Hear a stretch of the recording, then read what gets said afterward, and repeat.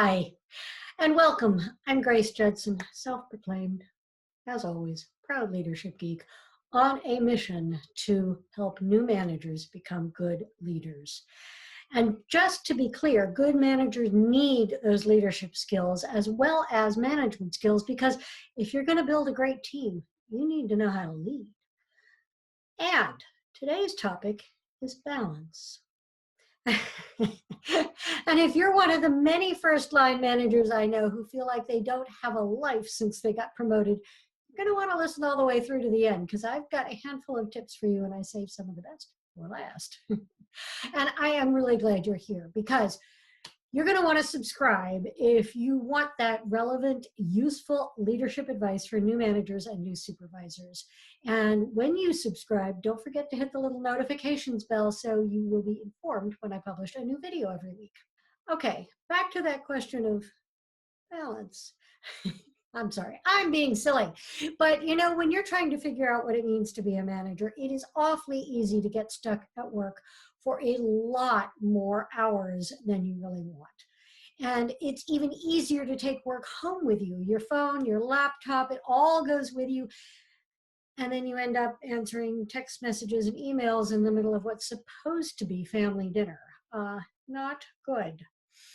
So I was in management and leadership for a long time, over 16 years, before I started my training and consulting business back in 2005, which is another long time. I have helped many clients understand how to navigate this leap from individual team member to team leader. And it really is a big leap. And figuring out how to have a life after you get that promotion is a big part of it, right? Because really, boy, I can remember the hours I spent at work. You get the promotion you've been waiting and hoping for, and then whammo, everything changes. Because what often happens is that in your efforts to prove that you really deserved this promotion, you start working harder and harder to get everything done. And then you're exhausted by the end of the day. You feel like you need to be available to your team in the evenings and weekends.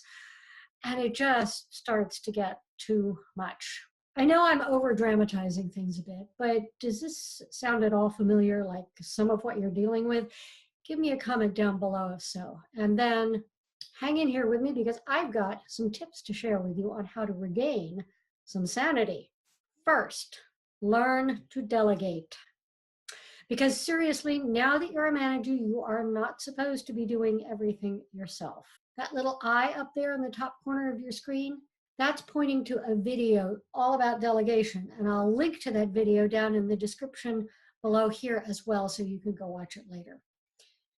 So that's first, delegate. Second, recognize that you do not need to be available 24 hours a day, 7 days a week, 365 days a year. And since I am recording this in a leap year, 366 days this year. Seriously. Here is a statistic I came across recently that I found fascinating. High-performing employees actually take more vacation time than lower-performing employees. How much more? 27% more. Think about that. And here's another benefit of not being available all the time, aside, of course, from you not being exhausted all the time. Your team will learn and grow and develop their professional skills if you're not always available to them. They will discover that they don't need you to answer every little question or deal with every little problem. They can figure things out on their own, and that's good for them, and it's good for you. When you show that you trust them, they'll be happier, they'll be more engaged, and they're more likely to be excellent at their work. Now, obviously, and of course, if there is a true emergency, you do need them to contact you. But they definitely don't need your help for every little question or wiggle in the course of events. And if they keep getting in touch with you, then push it back to them. How would you handle this is a great question. Or if it's truly something they can deal with and they're for some reason feeling unconfident about it, do you really need me to answer this is another option. So that was thing number 2 that you can do. The third one, boundaries, and it's closely related to the second one of not being available 100% of the time. Yes, you are allowed to set boundaries on your time and availability in and out of the office. You are allowed to block time on your calendar and close your door if you have a door to your office, or book a small conference room if you need to. And then you can do your own work.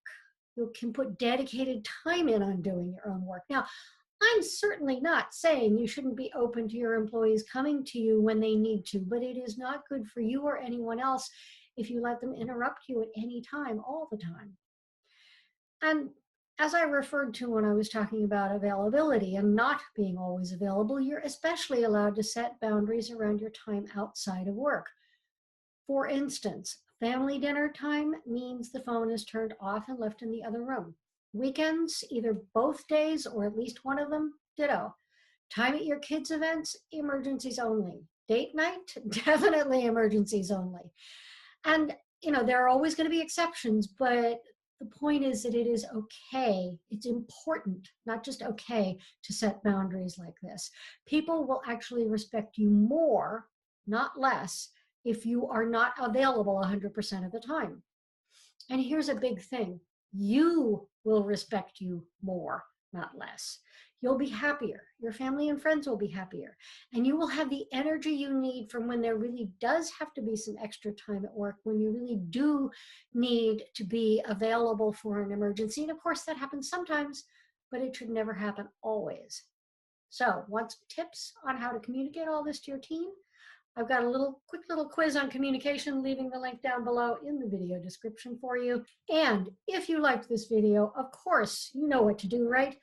Like it, click that thumbs up icon, subscribe, share it with your colleagues who are working too hard, and leave me a comment. Which of these 3 tips are you going to try first?